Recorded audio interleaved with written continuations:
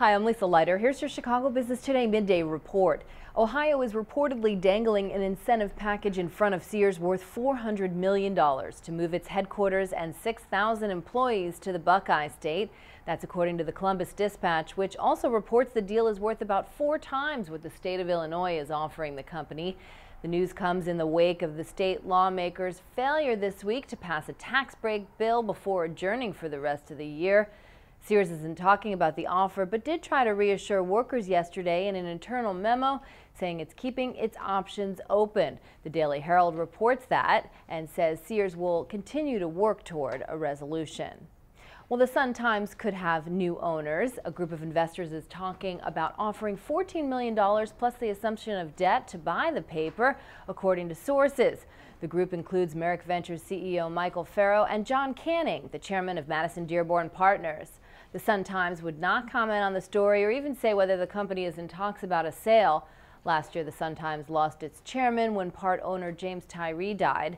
In the 2 years since he and his co-owners bought the newspaper out of bankruptcy, the company's outsourced printing and distribution, shut down some of its suburban newspapers, and cut hundreds of the 1,800 employees who had worked there.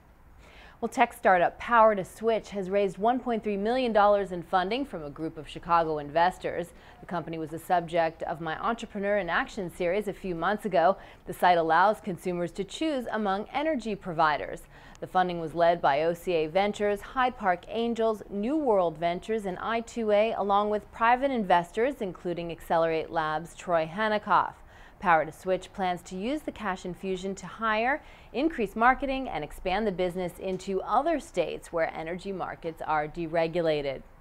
Well, the long-running dispute between Hyatt and its union workers is heating up. Workers at 4 local Hyatt hotels say the chain threatened to cut health benefits for them early next year unless they drop their boycott. But the general manager of the Hyatt Regency says the chain supports extending the workers' benefits when they expire at the end of the year and will pay the increased premiums despite the stalled labor talks. A union spokeswoman says Hyatt has agreed to a 60-day extension of the benefits. Local 1 and Hyatt's last contract expired more than 2 years ago. Well, that's this edition of Chicago Business Today. For more of the day's local business headlines, be sure to stick with chicagobusiness.com. Thanks for watching. We'll see you tomorrow.